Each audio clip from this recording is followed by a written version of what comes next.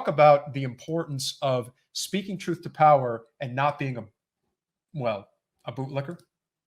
Well, no, I thought what we would do is we would do story time. So Jen has a story that she wants to share. Well, it's story time. So today we're gonna dip into the oligarch. This is really well done. I know you love my gifts, right? Okay, so there's several different story times. So today we're going to get into a chapter in the Oligarch Chronicles, which is tales of emasculated men vying to destroy the world. Today we are going to talk about the ProPublica piece that came out for people who are not aware that a secret trove, I don't know how secret it could be if everybody can get their hands on it, but never before seen records. And what this demonstrated about what our oligarchs have been paying in taxes. Now, nobody that knows any of this is even remotely surprised. They do not pay taxes. They don't pay taxes. Like, we've always sort of known that their tax rate is obviously different than the earned income tax rate. We've known that they dance around it. There's a bazillion loopholes. And they do this all legally, which is what's so uber disgusting about it. But what we're going to share right now is the actual chart, which I think is very interesting, that shows, this is the chart that ProPublica put out. Now, there is a whole article. I suggest you guys check it out. It's really cool. And it explains how they figure out what the numbers are with this and what is wealth growth versus total income reported and taxes paid. But they calculated this out. And the least was Warren Buffett. Warren Buffett, actually, his true tax rate is 0.1%. No, 10%. Sorry, right? No, 0.1%. He's the lowest. That's amazing. Yeah, it is. It's 0.1. No, it's 10. No, it's 0.1%. Yes, 0.1. I'm trying to wrap my head around it. 0.1% is Warren Buffett's true tax rate. We have Jeff Bezos at 0.98%. So Jeff Bezos is not even paying 1% in a tax rate. Okay. We have Michael Bloomberg, another favorite. Oh my goodness, 1.3%. How's he going to eat? No wonder he spent so much money to stop Bernie. And remember, he wasn't running for president. Oh, good God. He was not running for president. He was running to stop Bernie Sanders, and anybody who thinks otherwise is a damn fool. So now for people that are Elon Musk fans who love to jump on he's so charitable. Well, yeah, he's charitable. Kudos to him for having the highest oligarchy true tax rate. This is 3.27%. So for people out there that are, I don't know, just regular working people, you're paying more taxes than Elon Musk. Yeah. It's despicable, really. So again, I don't understand how people are not building guillotines in front of all these people's homes. Well, they did in front of Jeff Bezos' house.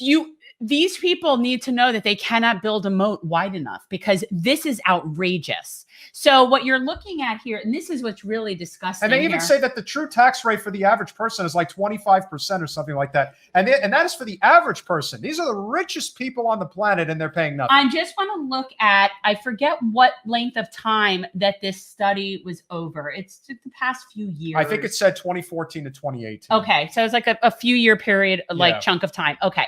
So within that chunk of time, okay, Jeff Bezos has had a wealth growth. This is just a wealth growth, okay, of $99 billion in a few years, wealth growth.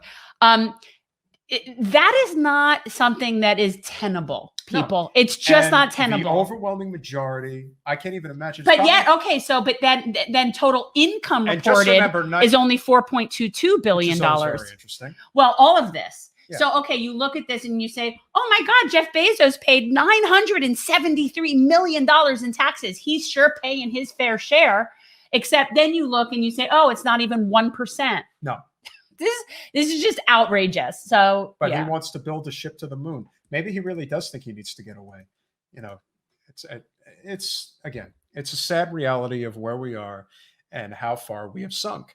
And these are men, masters of the universe, if you will, that really have bought, again, and maybe the worst one is Warren Buffett, because, Warren tries to project himself as being somebody who truly cares. But in reality, he's never done anything to change the system.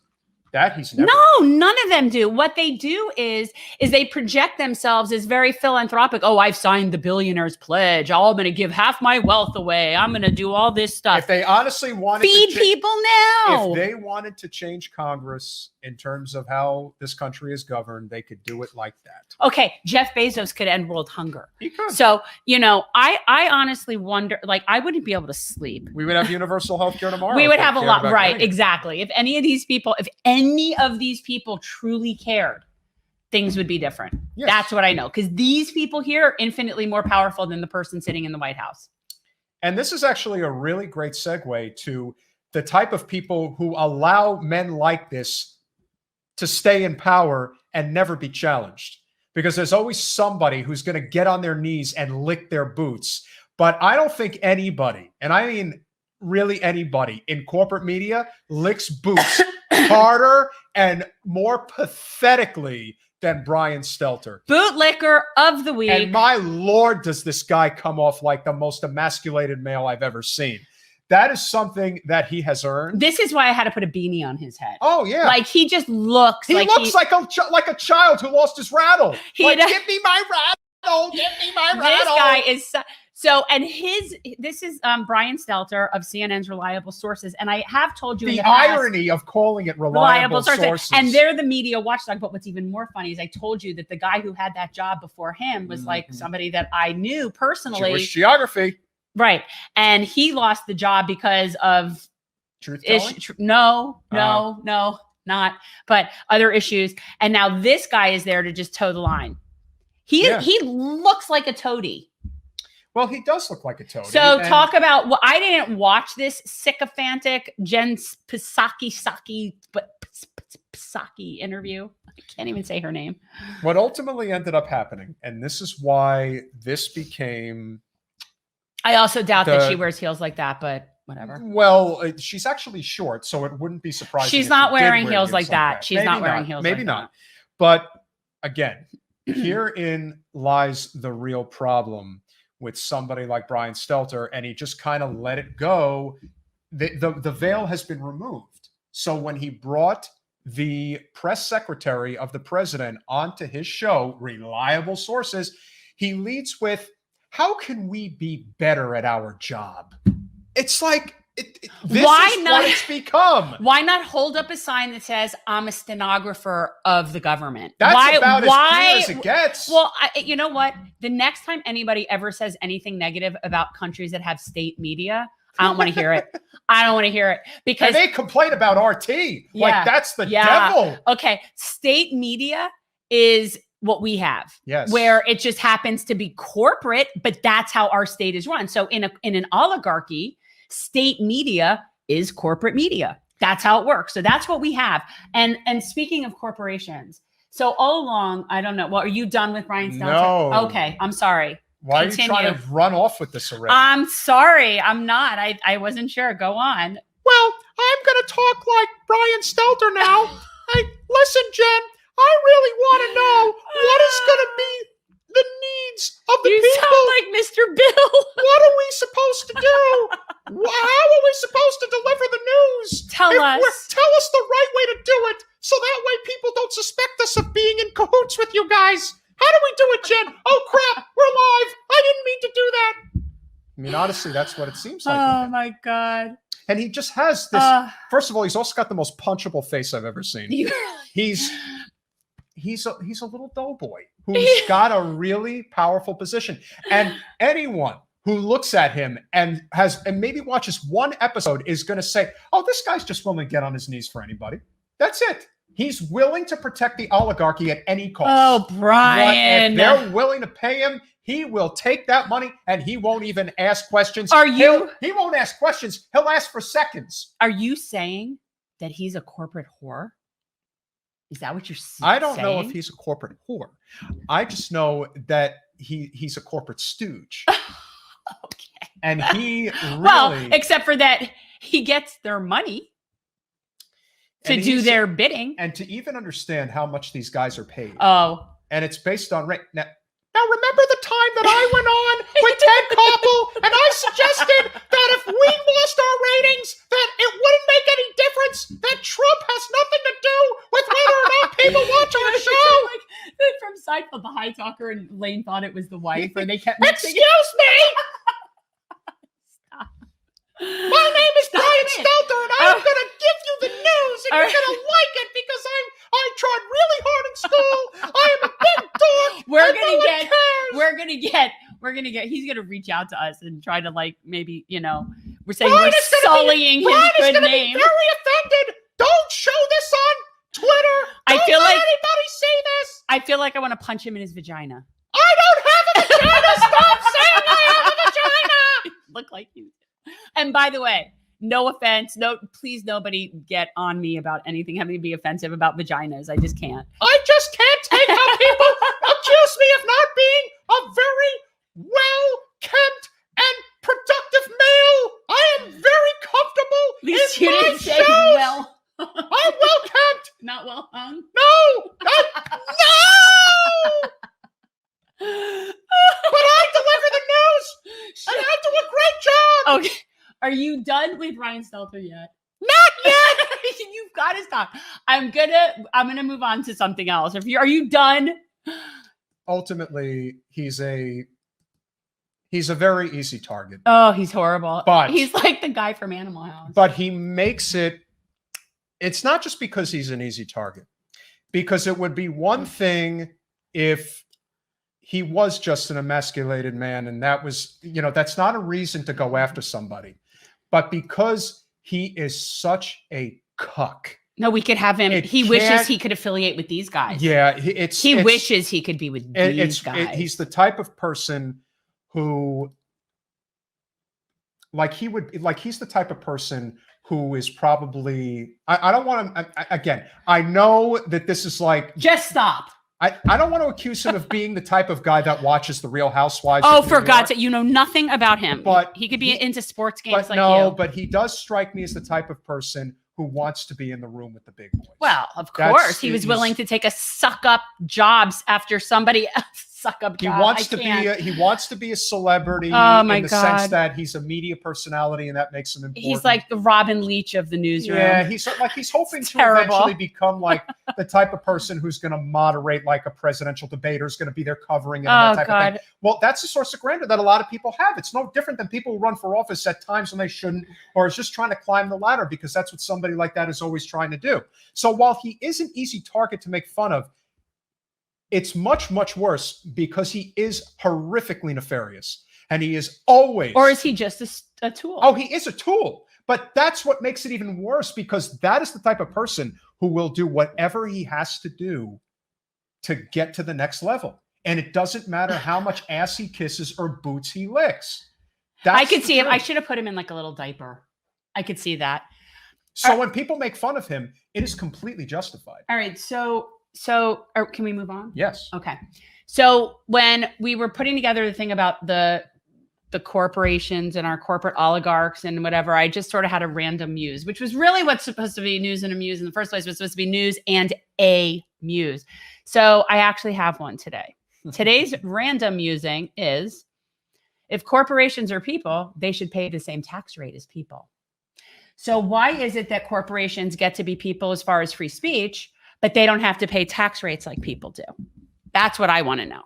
So this is my thought. This is just a muse. That's it. And it is a great point. And you know who advocates for a flat tax is actually Rand Paul. Okay, I'm not supporting a flat tax. What I'm saying is that why don't if a corporation's a corporation, then it should be paying the same tax rate as somebody who's earning that much money. The irony is that if we had because again, Rand Paul's concept of the flat tax is a straight flat tax. No, no write-offs, no I understand subsidies. what a And flat tax is. But the point is, if we had a flat tax, ironically, we would have a much more balanced tax system in this country. No, flat tax is a regressive tax. I That may be completely true, disagree. but what I'm saying is, compared to what we have right now, Oh, well, because we wouldn't have all the loopholes and all the correct. legal theft. Which It's is basically of course, legal one of the biggest theft. reasons anyway. Yeah. The whole thing, corporate subsidies, like if you've ever looked at, like if you make the average American who is considered above the poverty line in a, we'll just say any random city, doesn't have to be a major city, but like, mid-level city throughout the country, that income is considered to be around $50,000 a year. And if you look at the amount of money that is taken out of your income for taxes and where it goes, what do you think the number one tax is that you have to pay, that it goes towards? Corporate subsidies is number one.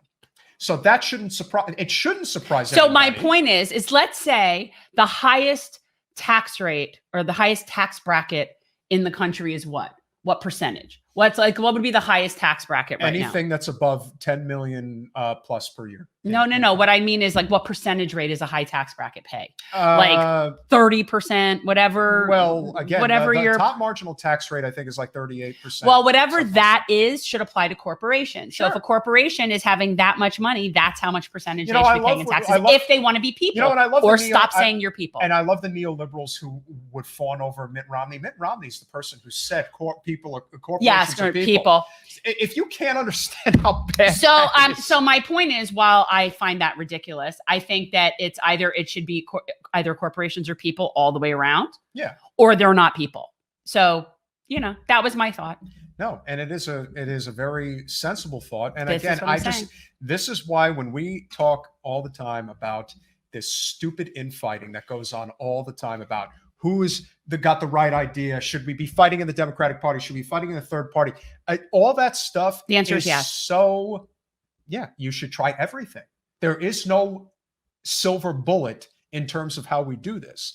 There are silver bullet policies that would really change things, but most people are not strategic. They're, it's like on a campaign, Dianne Morales. Most people are struggling to be breathing biped. That's true. And the whole thing about Dianne Morales' campaign, all the details, the real details, that's not going to come out until after the election.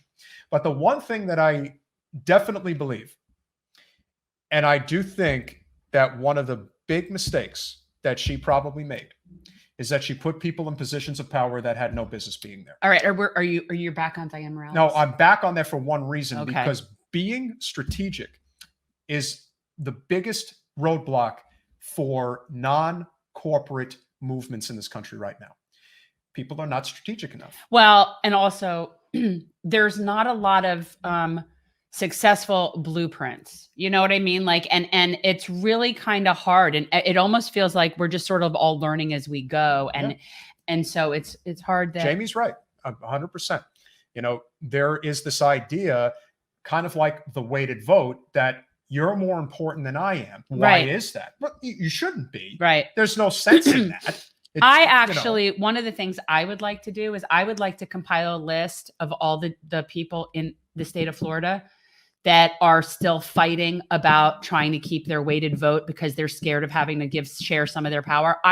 Is there a way for me to get a list of the names of the people that are on the side of that weighted vote?